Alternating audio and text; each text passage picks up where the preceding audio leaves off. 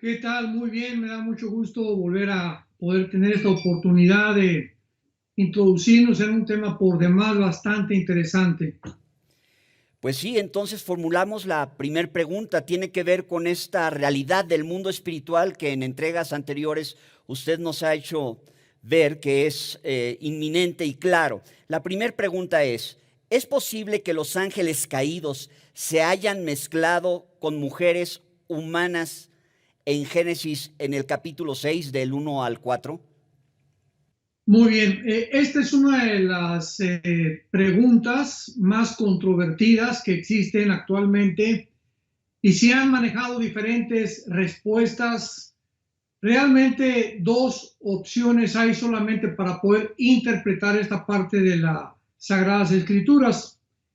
Y vamos a dar lectura en primer lugar a este pasaje en Génesis capítulo 6, versículos del 1 al 4, para que podamos examinar claramente qué fue lo que sucedió hace más o menos 4.500 años y que nos va a poder revelar y poder quitar un velo de nuestra mente acerca de todo lo que está pasando en el mundo espiritual y la relevancia, más que nada, que existe entre este pasaje y esta supuesta mezcla entre ángeles caídos y los seres humanos, y en qué consiste esto o en qué forma puede ser afectado en el siglo XX en que nos encontramos.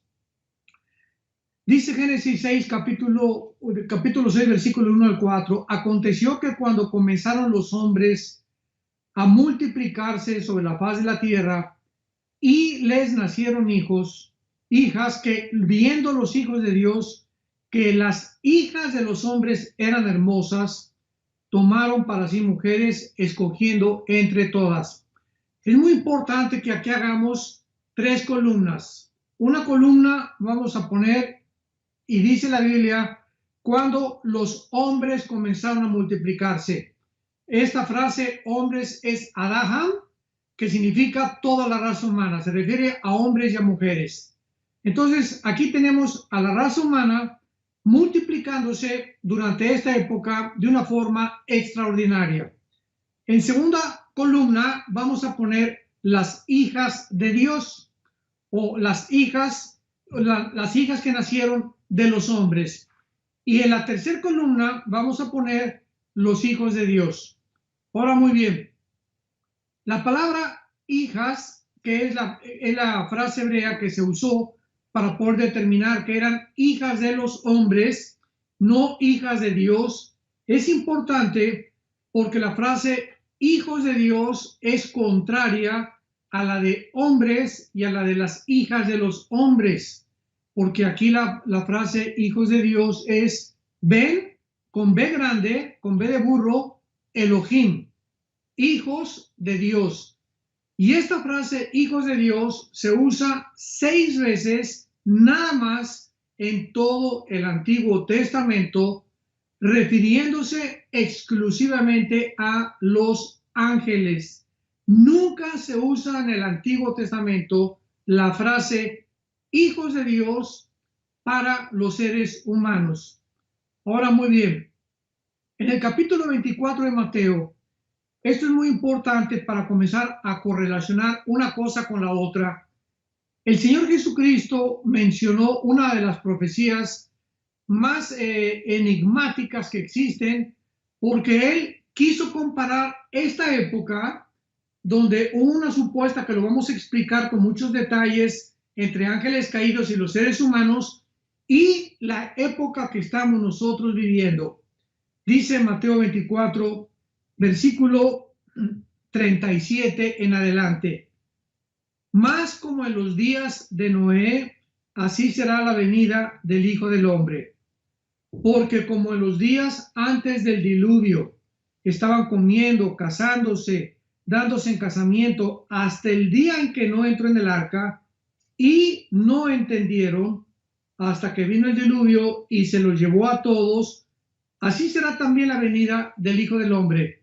Es interesante que el Señor Jesucristo haya comparado la generación no de David, ni tampoco la generación de Salomón, ni tampoco la generación de Abraham, Cristo escoge una generación del pasado para compararla con la generación en la que tú y yo estamos viviendo actualmente. Y esta generación fue precisamente la generación donde hubo esta mezcla entre ángeles caídos y seres humanos.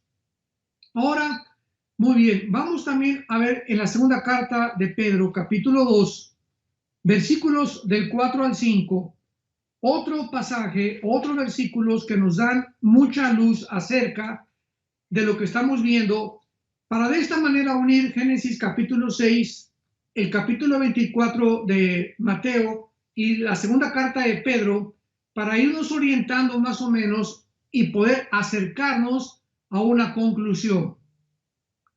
En 2 de Pedro capítulo 2 versículo 4 dice, porque si Dios no perdonó a los ángeles que pecaron, sino que arrojándolos al infierno. Esta palabra, a los que les interese ahorita, por favor pongan arriba de infierno la palabra Tartarus, con T de tío las dos, Tartarus, que es la única vez que se usa en todo el Nuevo Testamento. No es la palabra infierno, porque en el original griego la palabra infierno es la palabra griega gena, con G de gárgara, gena. Entonces aquí dice la Biblia que hay un grupo de ángeles que Dios no perdonó y que ahorita se encuentran en prisiones de oscuridad para ser reservados para el día del juicio. Y vamos a ir contestando estas preguntas para poder ir desenredando todo este rompecabezas, porque la primera pregunta que surge en este momento es la siguiente. ¿A qué clase de ángeles se está refiriendo el apóstol Pedro? No se puede decir que son los ángeles que se rebelaron con Satanás hace millones tal vez de años antes de que el hombre fuera creado, cuando Lucifer encabeza la rebelión y arrastra a la tercera parte de los ángeles del cielo, de acuerdo a Apocalipsis capítulo 12, versículo 4. Entonces, no son estos ángeles, porque en este caso hubieran sido todos los ángeles los que Dios hubiera metido en prisiones de oscuridad. Por lo tanto, tenemos aquí a un grupo especial de ángeles que pecaron de una forma también especial, porque de otra manera Dios, insisto, no los hubiera confinado a prisiones de oscuridad. Entonces nos damos cuenta que este grupo de ángeles que están encerrados actualmente en prisiones de oscuridad son los ángeles que se metieron con las mujeres en los tiempos de Noé y que procrearon hijos, que vamos a ver más adelante en otra de las preguntas, quiénes fueron estos hijos o esta procreación o descendientes de la mezcla ángeles y seres humanos. Muy bien.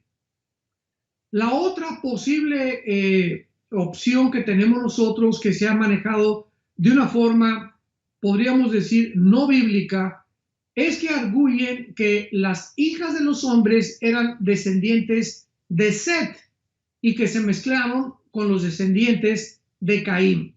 Y que entonces estos hijos de Dios son los descendientes de Set. En otras palabras, ¿verdad? Los hombres son todos los descendientes de Adán, lo mismo que sus hijas, pero los hijos de Dios es un término que se usa solamente para los descendientes de Set.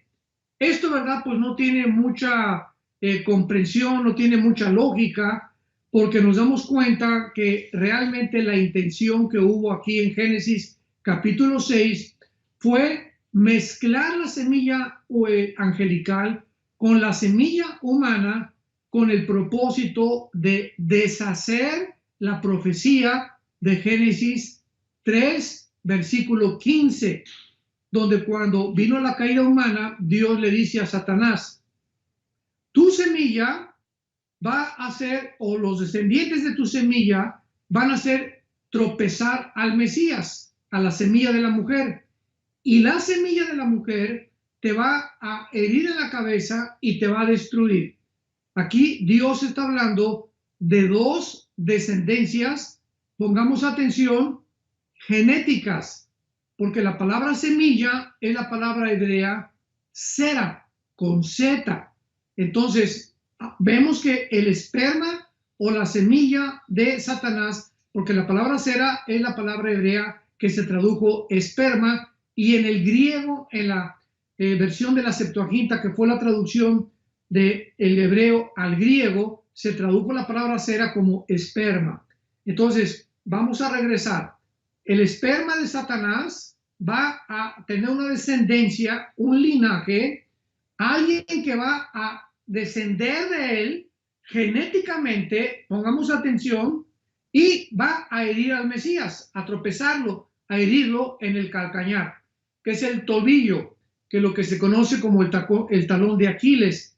Y la descendencia de la mujer iba a herir o a matar completamente, a destruir a la semilla de la Satanás al final de la historia.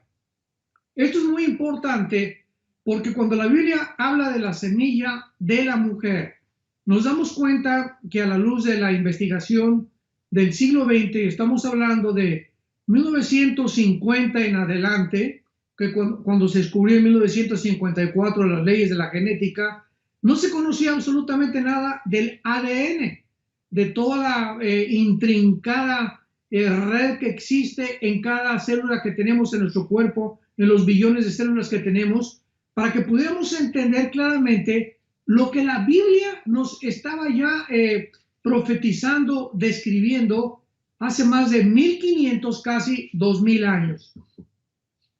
En el Nuevo Testamento encontramos que la Virgen María es embarazada no por José, sino por el Espíritu Santo. En el Evangelio de Lucas, en el Evangelio de Mateo, encontramos esta narrativa. La Virgen María no podía ser embarazada por un hombre. Y la pregunta es ¿por qué?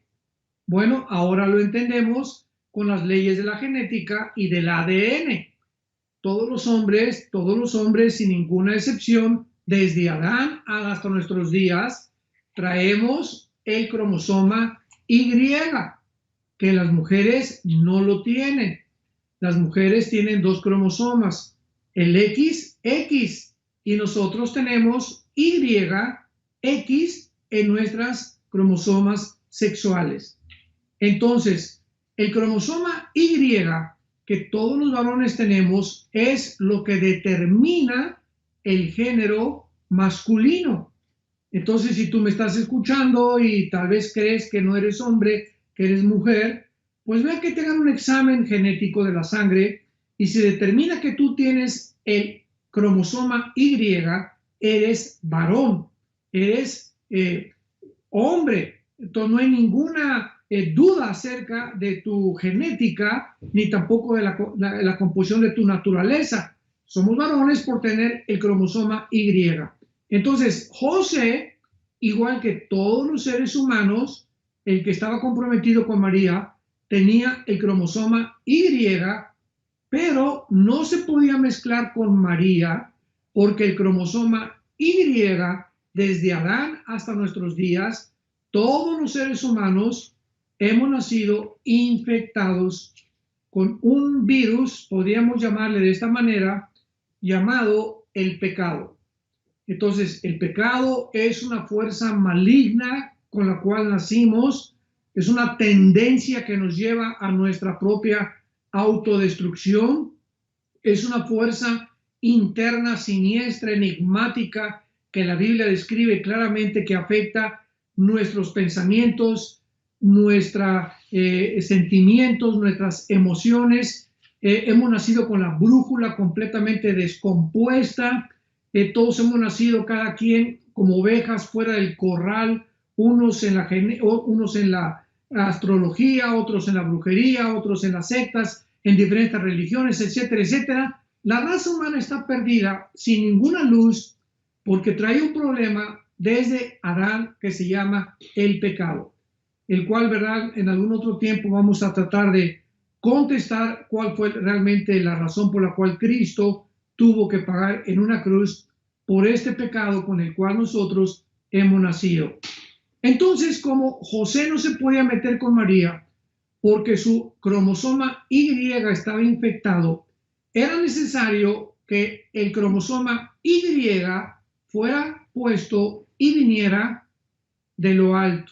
Es Dios el que fecunda, ¿verdad? El óvulo de María, es Dios el que pone dentro de la fertilización el cromosoma Y, pero descontaminado del pecado. ¿Por qué? Porque ahora lo sabemos por la genética. Si Cristo hubiera nacido con el cromosoma Y de su papá José, de su padrastro, perdón, hubiera nacido en pecado. Y no podía el Mesías haber heredado esa maldición que hemos heredado todos nosotros, porque lo descalificaría para abrir sus brazos en una cruz y poder efectuar la redención humana. Muy bien, regresamos a nuestro pasaje de Génesis capítulo 6 y a continuación continuamos contestando la pregunta: ¿cómo es posible que estos ángeles se hayan mezclado de una forma con todos los seres humanos? Y dice a continuación del pasaje que viendo las hijas de Dios, versículo 2, que las hijas de los hombres eran hermosas, tomaron para sí mujeres, escogiendo entre todas. Y dijo Jehová: no contenderá mi espíritu con el hombre para siempre, porque él es carne, mas sus días son 120 años. Vemos nosotros algunas evidencias en el Nuevo Testamento acerca de que realmente fueron los ángeles caídos, porque recordamos que la Biblia no es de interpretación privada. Tenemos que siempre buscar en las leyes de la hermenéutica. La hermenéutica es una de las ramas de la teología que trata con la correcta interpretación de la Biblia, y nunca se puede interpretar la Biblia sin tomar en cuenta el contexto. Entonces, veamos en otra parte de la Biblia que el mismo Espíritu Santo nos revela, sin ningún lugar a dudas, de que fueron ángeles los que se mezclaron con las mujeres en este capítulo 6 del Génesis. Y lo encontramos en el libro de Judas, antes del libro del Apocalipsis. Este no es Judas Iscariote, este es Judas, uno de los que seguían a Jesucristo y fue uno de los apóstoles de Jesucristo. Pongamos mucha atención con la revelación que nos da Judas para que entendamos un poco más claramente la mezcla seres humanos y los ángeles. Y dice el versículo 6 y el versículo 7 de la carta a Judas: y los ángeles que no guardaron su dignidad, sino que abandonaron su propia morada, los ha guardado bajo oscuridad en prisiones eternas para el juicio del gran día, como Sodoma y Gomorra y las ciudades vecinas, las cuales de la misma manera que aquellos, habiendo fornicado, lo puedes subrayar en tu Biblia, habiendo fornicado e ido en vicios en pos de contranaturaleza, fueron puestos, por ejemplo, sufriendo el castigo del fuego eterno. Aquí nos revela Judas que hubo un grupo de ángeles que no guardaron su dignidad. Esta palabra dignidad se traduce la palabra que es el lugar en el mundo espiritual, en la dimensión espiritual, que abandonaron los límites que Dios les había puesto. Y estamos hablando ya de ángeles caídos. O sea, el hecho que se hayan rebelado la tercera parte contra Dios no significa que estos ángeles ya no van a seguir haciendo maldades. Van a continuar haciendo maldades y las siguen haciendo. Y lo vamos a ver que la van a culminar antes de que Cristo regrese. Entonces, abandonaron la dignidad, los límites que Dios les estableció. En segundo lugar, dice que abandonaron su propia morada. Y esta palabra morada, en el original griego, es la palabra que se traduce como habitación, como casa.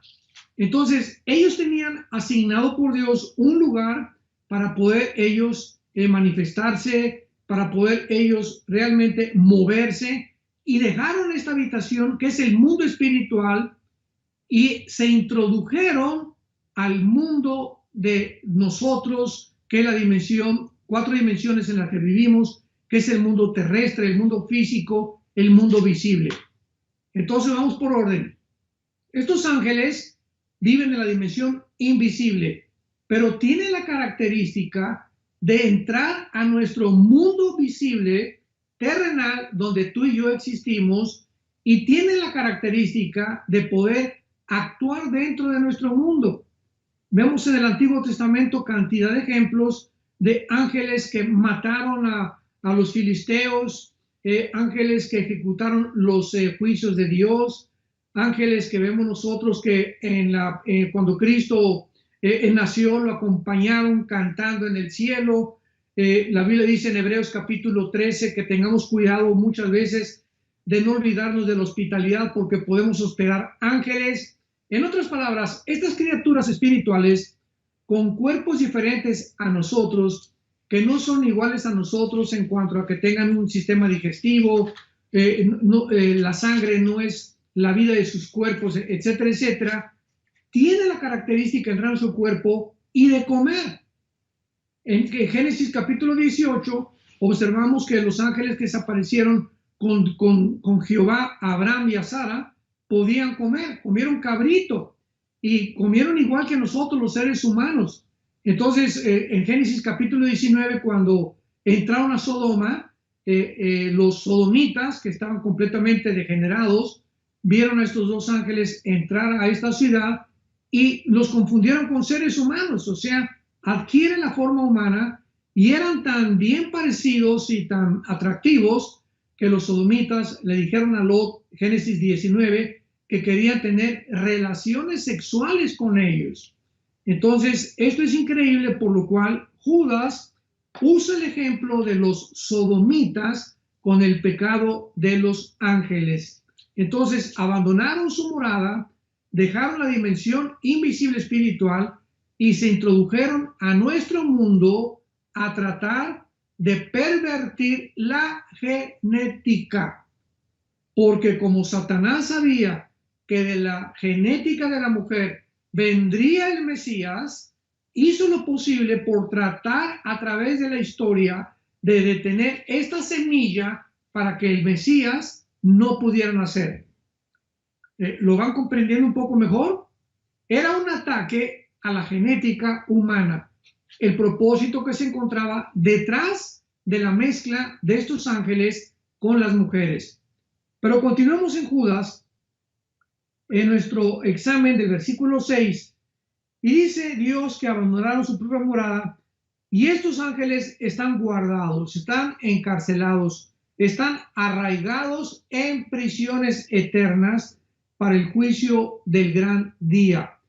Esta palabra, prisiones eternas o bajo oscuridad, es muy importante para que sepamos nosotros, tal vez en la próxima serie de preguntas y respuestas vamos a contestar el mundo de los muertos, porque ahorita se está manejando las muertes por todos lados y el mundo no sabe, ¿verdad?, en qué consiste el mundo del más allá, el mundo invisible espiritual, que tal vez vamos a profundizar bastante en la otra serie de preguntas y respuestas.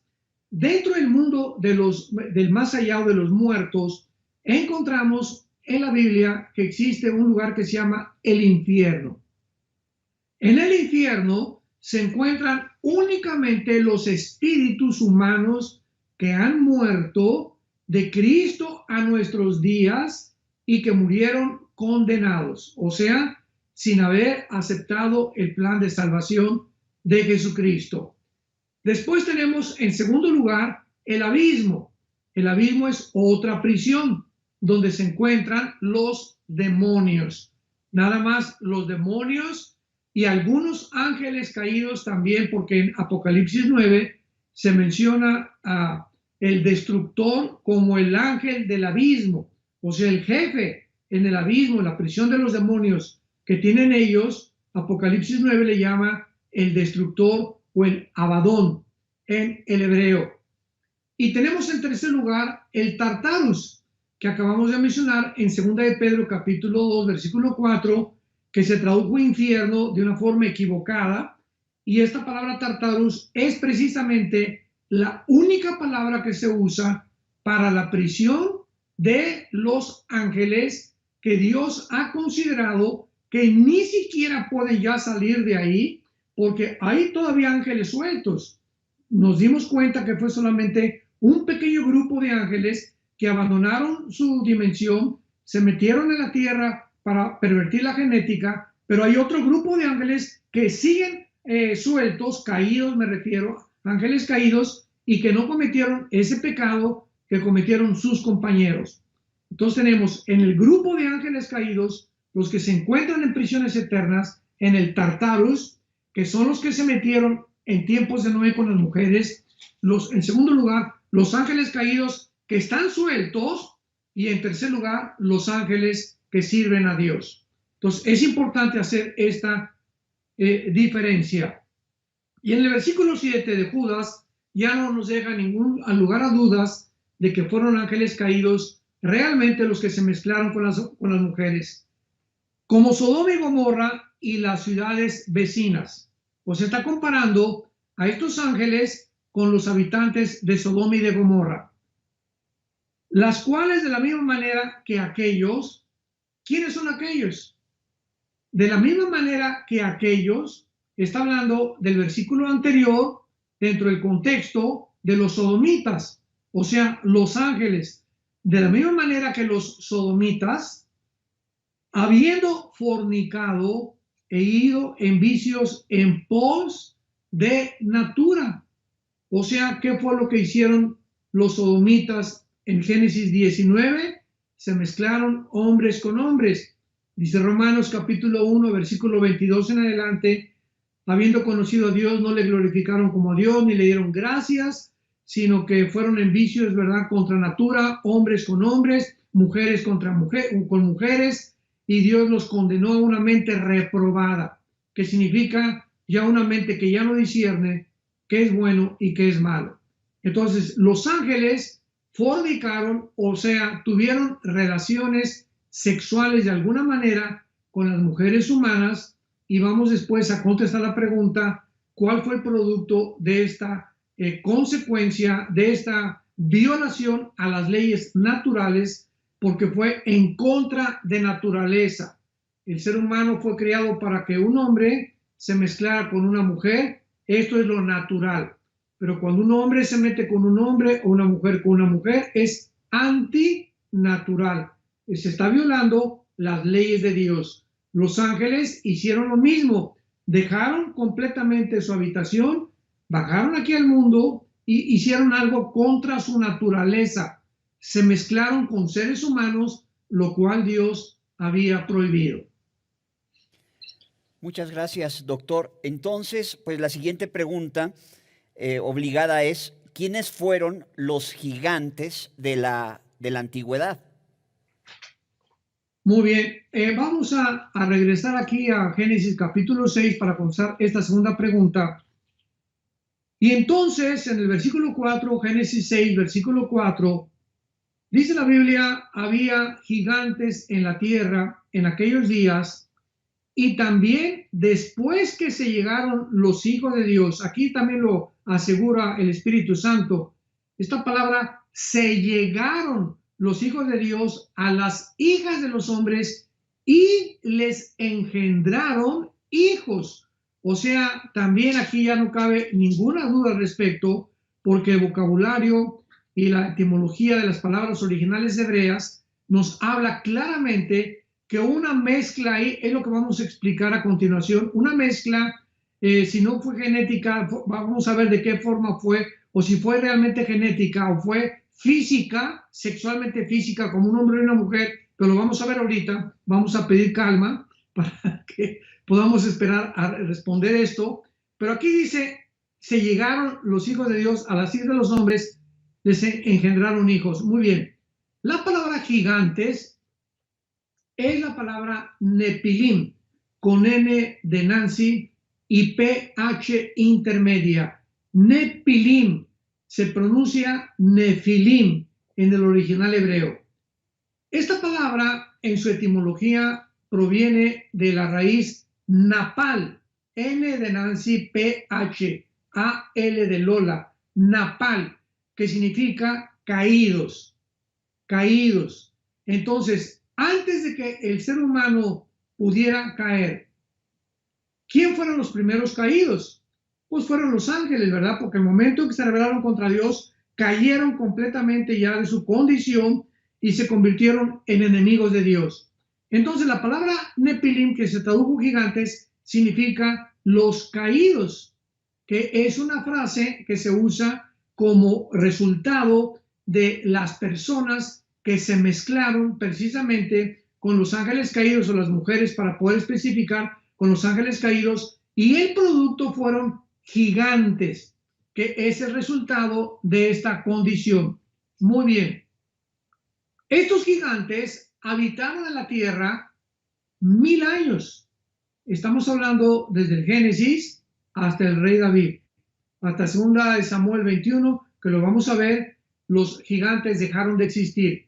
Desde tiempos de Noé hasta tiempos de David, durante un periodo de 1000 años, los gigantes habitaron el planeta Tierra.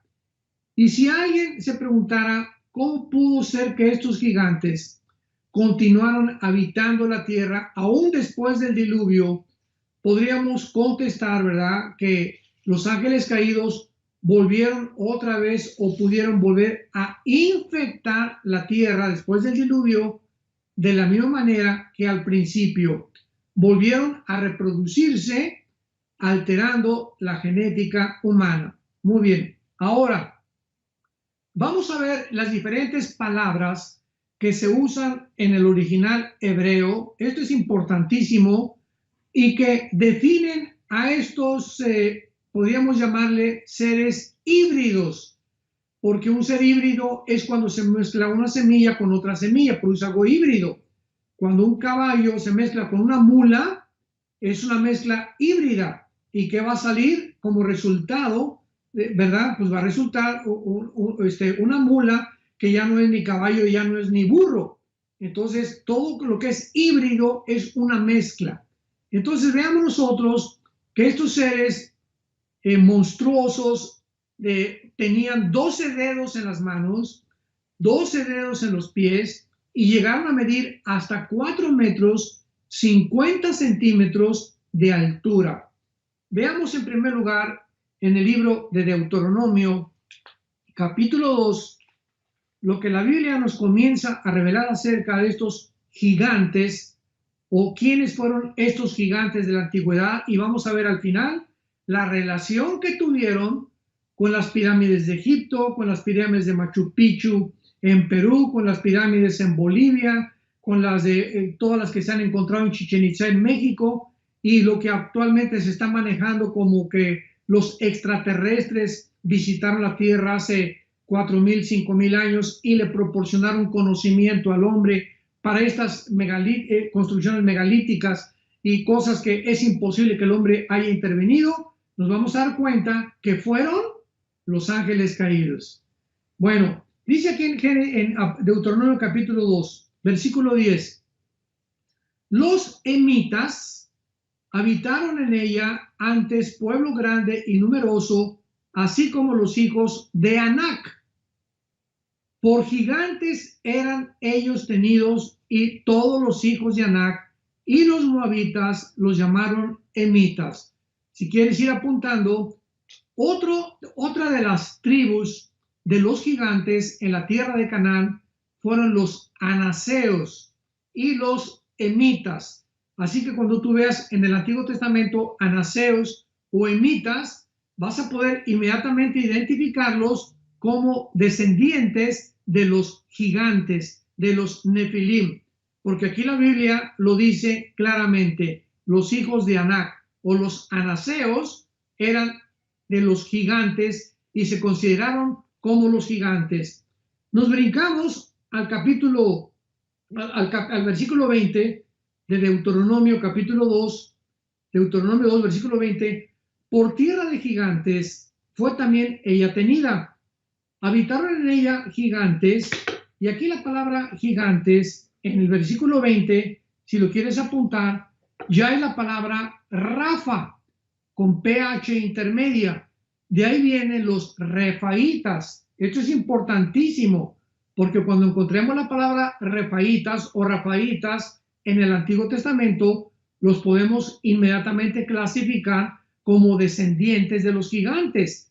Entonces vemos que casi todas las tribus de Canaán, ¿verdad? Nos llevaría aquí bastante tiempo para poder, pero todas las tribus de Canaán estaban infectadas genéticamente. Y una de las cuestiones más controversiales que existen en la apologética de los ateos y de tanta gente es por qué Dios manda destruir a los cananitas, por qué Dios comete le llaman genocidio. No explican por qué Dios exterminó, le dio la orden a Josué. Josué, al entrar a la tierra de Canaán, le extermina hombres, mujeres, niños, todos absolutamente tenían que ser exterminados y no han podido entender por qué. Y tenemos que retroceder en la historia para poder entender que el problema de la tierra de Canaán era un problema de infección genética, donde las tribus de Canaán eran descendientes de los gigantes y no se podían seguir mezclando con el pueblo que Dios había escogido para poblar Canaán y volver otra vez a rehacer, a volver otra vez a poblar la tierra con la genética de los seres humanos. Qué clara es la Biblia, ¿verdad? Así vamos entendiendo poco a poco las razones que se encuentran de las acciones que aparentemente no tienen respuesta, pero que sí la tienen cuando profundizamos en las Sagradas Escrituras. Y luego dice en el versículo 21, Deuteronomio 2, 21, pueblo grande y numeroso, alto, alto como los hijos de Anac. Aquí se volvió otra vez a reconsiderar a Anac o a los anaseos, a los cuales también Jehová destruyó delante de los amonitas. Estos sucedieron aquellos y habitaron en su lugar. Vemos pues nosotros aquí claramente que ya el Espíritu Santo nos comienza a mencionar diferentes tribus, anaseos, emitas, etcétera, etcétera, que descendían de los gigantes. Nos brincamos al capítulo 3 de Deuteronomio y dice en el versículo 1, Deuteronomio 3, versículo 1, volvimos pues y subimos camino de Basán. Esto es importante, apunta Basán.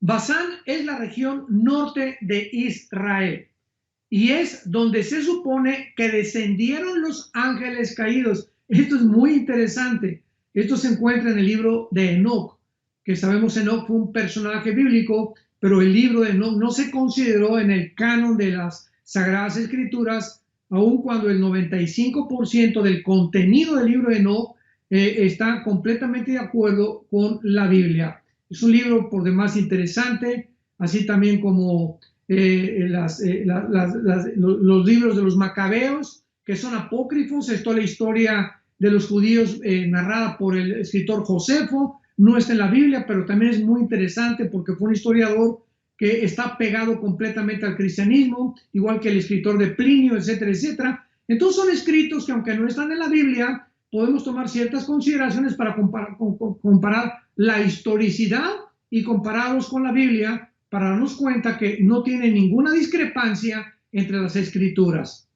Entonces, vemos nosotros que está hablando aquí del camino de Basán y nos salió al encuentro Og, O con G de Gárgara, O con G de Gárgara, Og, rey de Basán. Esto es importante para pelear y todo su pueblo en Edrei. Nos brincamos al versículo 11 y abramos bien los oídos.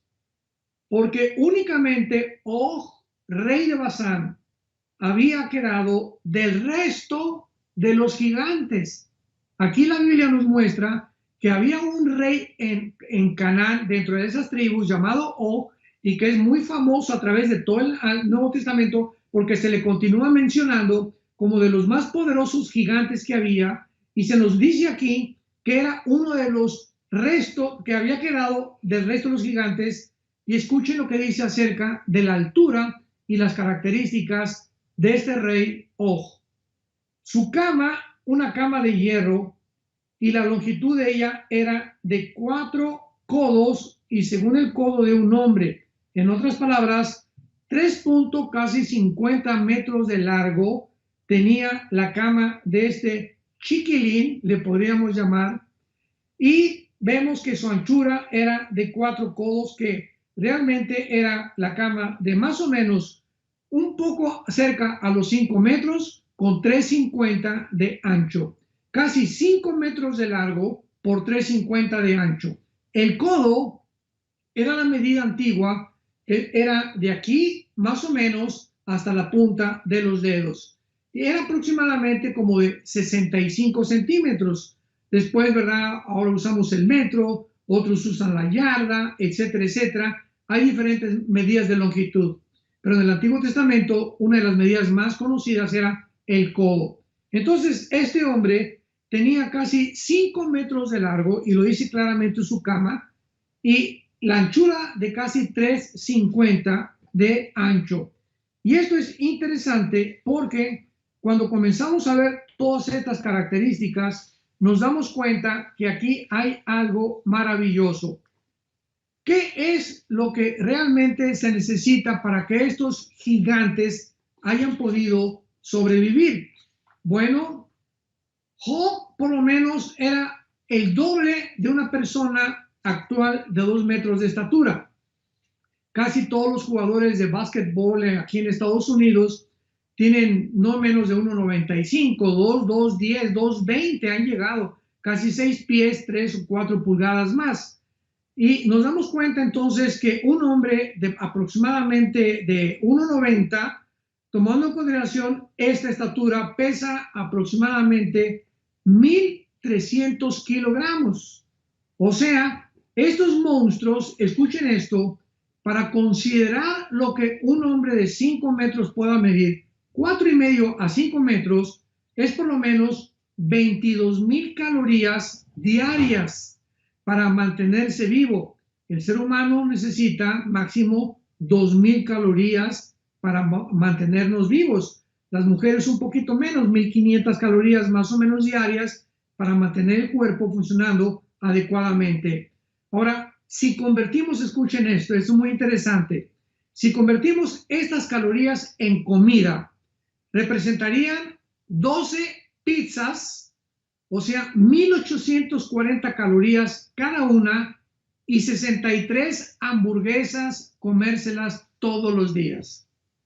Esto sería la dieta de estos chiquilines, de estos pulgarcitos, de estos monstruos llamados los Nefilim.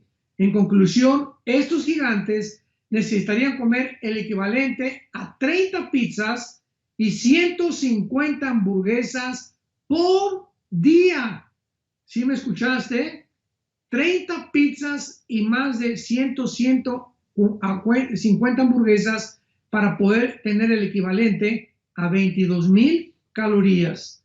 Entonces, es impresionante cómo estos gigantes comenzaron a poblar la tierra y comenzaron a tratar, esta es otra cosa muy importante, de impedir que el pueblo de Dios que había formado a la salida de Egipto y que iba en dirección a Canaán, ahí en Canaán los estaban esperando los Nefilim.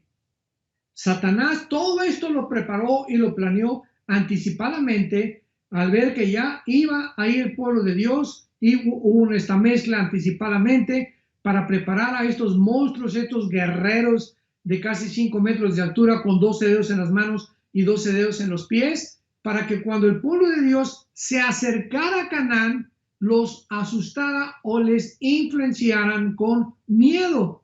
Y lo vemos en Números capítulo 13. En el libro de los Números capítulo 13 recordarán que Moisés manda a los 2 espías a Canaán. Entre ellos iba Caleb, iba también Josué. Y la mayor parte de los espías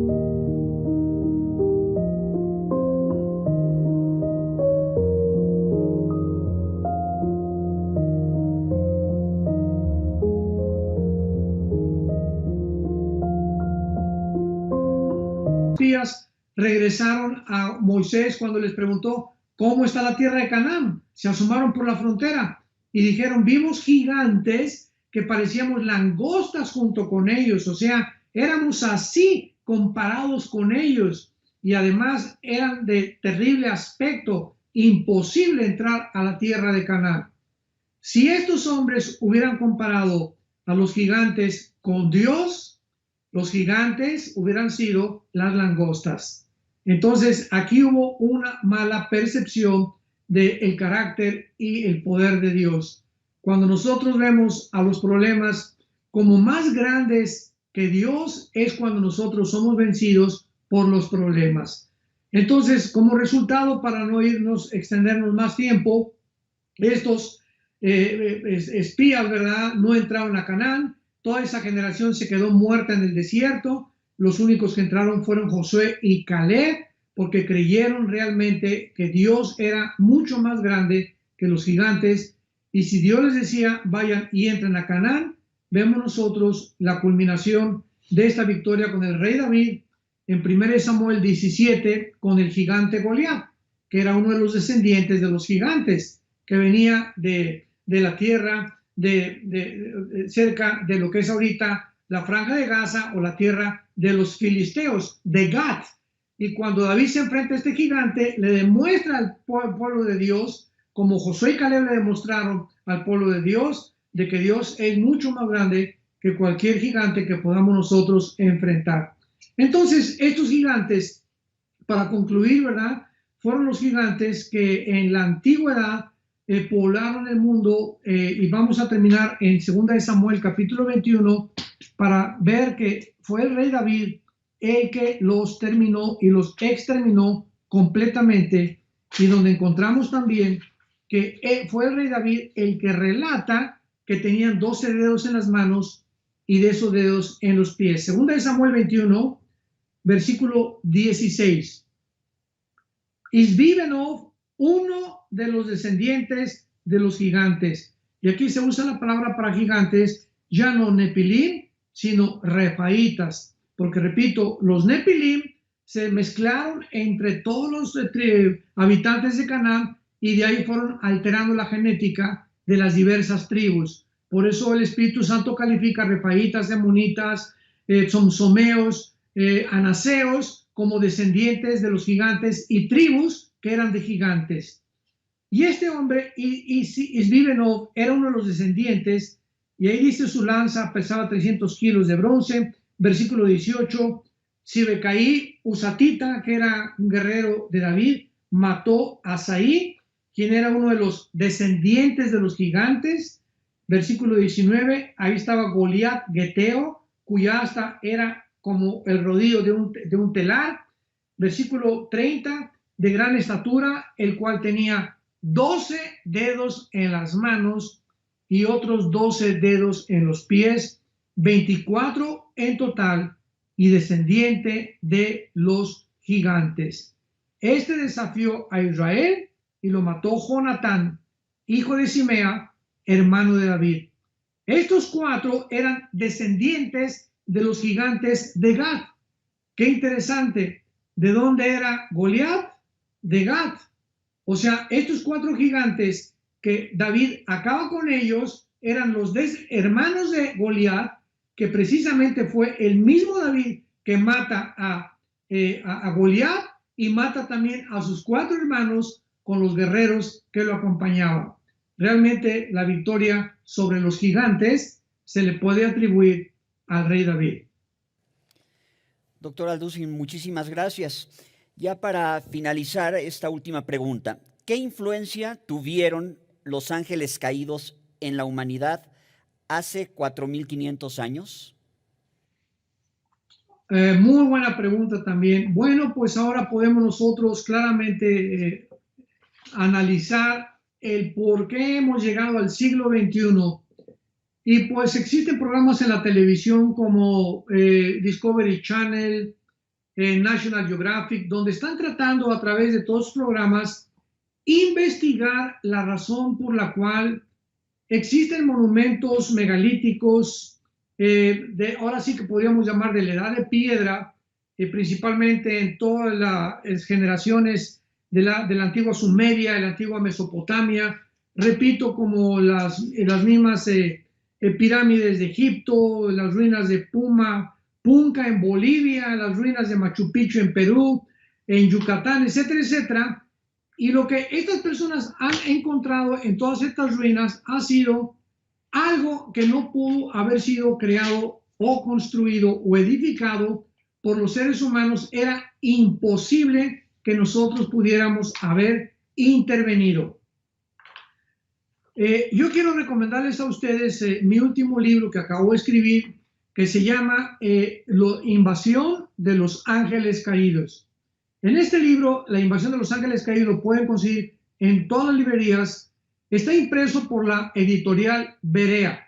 Y claro que en todas las iglesias de Viena para el mundo lo pueden ustedes adquirir, porque se va a comenzar ahora que volvamos a reunirnos, para que lo puedan ustedes verdaderamente comprar a un precio mucho menor que de las librerías. En este libro explico lo que voy a continuación a explicar, nada más que pues de una forma más resumida. Pero, por ejemplo, han investigado que las pirámides de Egipto tienen un volumen 30 veces más grande que el edificio Empire State en Nueva York, y pesa más de 6 millones de toneladas.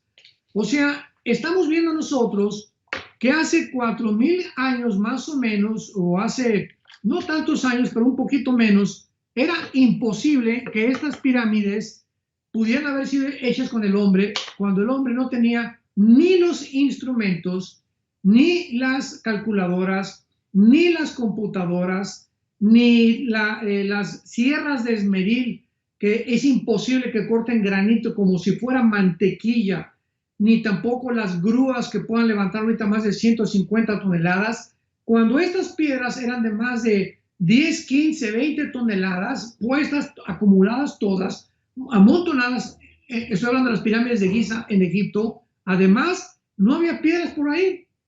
Entonces, la pregunta es, ¿de dónde los egipcios trajeron estas piedras? Y si trajeron estas piedras de 500 kilómetros aproximadamente, que es donde más o menos se encuentran, ¿cómo es posible que se les haya ocurrido hacer una pirámide nada más así, para que podamos nosotros comprender siglos después que ni los más grandes ingredientes de la impermeabilización del siglo XXI y del siglo XX, podamos nosotros compararlos con la erosión que sufren todos los edificios, todas las casas, y que las construcciones más perfectas que hemos hecho nosotros necesitan impermeabilizarse, pintarse para poder darle mantenimiento, cosa que las pirámides de Giza no han tenido absolutamente ninguna fase de reconstrucción, ni tampoco de impermeabilización en más de 4,000 años aproximadamente de tiempo. Ahora, muy bien, el corte de estas piedras es tan exacto que muchas de estas piedras, cuando las unieron, realmente parecía que un papel en medio no podía entrar. Imaginémonos esto, una piedra de 5 a 10 y hasta 15 toneladas, cortada como si fuera mantequilla, unida con otra piedra, donde en medio de las dos piedras un papel no puede entrar. ¿Quién pudo haber hace 4,000, 5,000 años haber tenido una sierra, o como tú le quieras llamar, que haya podido partir las piedras de esmeril como si fueran mantequilla y haberlas podido unir de una forma tan extraordinaria que ni siquiera en el siglo XX ha podido alcanzarse a lograr? Encontramos también, además, que en cuanto a la orientación, las pirámides de Giza están perfectamente alrededor del norte verdadero y sus 4 lados con los puntos cardinales de la Tierra. O sea, los misteriosos personajes que le llaman extraterrestres, que pudieron aportar este conocimiento, esta sabiduría a los seres humanos hace 4,500, 5,000 años, ¿cómo es posible que también no solamente tuvieran esta capacidad de la ingeniería actual del siglo XX, sino que además tuvieron una capacidad, un conocimiento de la astronomía, de la astrofísica, acerca de los planetas, de los signos del zodiaco en el cielo, de la constelación de Orión, que son 7 estrellas calientes azules, etcétera, etcétera. ¿Quién les pudo haber dado esto sin telescopio, sin calculadora? Ahora, si nos brincamos, que las mismas pirámides, pero con un volumen un poco mucho menor, las encontramos en Chichén Itzá, en nuestro país, la República Mexicana. Si tú vas el 21 de marzo a Chichén Itzá, vas a encontrar en la pirámide de Quetzalcóatl, se llena, que es el equinoccio de primavera, el 21 de marzo, que es cuando la primavera comienza. Vienen franceses, europeos, chinos, se juntan ahí porque quieren ver un fenómeno que sucede a las 3 de la tarde. ¿Qué pasa el 21 de marzo a las 3 de la tarde en la pirámide de Quetzalcóatl, en Chichén Itzá, allá en Quintana Roo? Bueno, el sol comienza a caer sobre la pirámide en esa hora, y la base de la pirámide es la cabeza de una serpiente. Por eso se llama Quetzalcóatl, porque la palabra Quetzalcóatl en el maya significa la serpiente emplumada. Entonces cae el sol y parecería que comienza a darle la vuelta como una serpiente hasta que embona con la cabeza o la base de la pirámide. En otras palabras, el fenómeno consiste en que el sol de alguna manera representa o comienza a proyectar una sombra como si fuera el cuerpo de una víbora que se va enrollando en una pirámide y se embona finalmente en la cabeza de la serpiente. Esto es impresionante porque pues la Biblia asocia las serpientes, los reptiles con Satanás. A él se le llama el dragón, y el dragón pues es una serpiente con alas y con patas. Es precisamente Godzilla, lo que hicieron en la película famosa, que es el monstruo que realmente lo que es un dragón. Entonces es importante que nosotros veamos claramente que hemos llegado al final de la culminación de lo que la Biblia nos dice al principio que leímos en los tiempos de Noé. Vendrán tiempos peligrosos como en los tiempos de Noé. ¿Por qué? Porque lo que hubo en los tiempos de Noé, la mezcla de los seres humanos con los ángeles caídos, los híbridos que se produjeron son los mismos híbridos que actualmente se están produciendo en los laboratorios clandestinos en el mundo entero. Fue el sueño de Adolfo Hitler, de los nazis, mezclar, ¿verdad?, y producir una raza de superhéroes, de Superman, de superhombres, y a través de la raza aria demostrar al mundo que ellos eran los más grandes pobladores del mundo. En fin, el mundo nunca ha acabado. Pero tenemos para poder culminar el ejemplo de que en Apocalipsis capítulo 9 encontramos estos híbridos que son mezcla de demonios, reptiles, animales y seres humanos que en la quinta trompeta atacarán a los seres humanos en el tiempo de la tribulación. Doctor, muchísimas gracias. No cabe duda que todavía quedan muchos cuestionamientos al respecto. Si Dios quiere, pues se los iremos formulando en entregas posteriores. Agradecemos mucho este tiempo que nos ha concedido y nos despedimos de nuestro público con unas palabras que nos dirija usted. Claro, pues tenemos que darnos cuenta que estamos enfrentando, como dice la Biblia en Isaías, las tinieblas cubrirán la tierra, pero en ustedes, o sea, en nosotros, la familia de Dios, va a brillar la luz. Somos la luz del mundo, no podemos ocultar la verdad. Tenemos, y ahorita es el momento más importante de la historia, para que nosotros contestemos, demos respuesta a lo que los noticieros, a lo que los investigadores no pueden, porque la ciencia es limitada. La ciencia no es Dios. Las respuestas se encuentran únicamente en la persona de Jesucristo, porque en Él están encerrados todos los tesoros de la sabiduría y del conocimiento.